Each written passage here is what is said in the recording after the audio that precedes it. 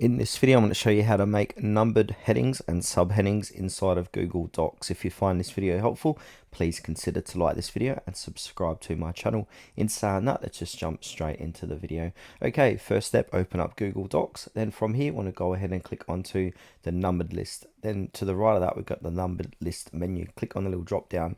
Now you want to choose the third option here on this row.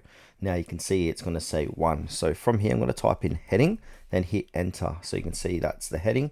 Now this is the subheading. So we want to click onto tab to create that subheading. Then just type in your subheading here. Now if I click on the enter key, it's going to create another subheading under that.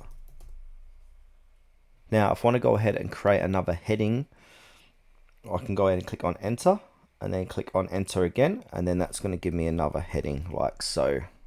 Now we can also create subheadings within subheadings. So what we can do is click on the enter key, click on the tab key, click on the tab again, and then you can see this is a subheading like so.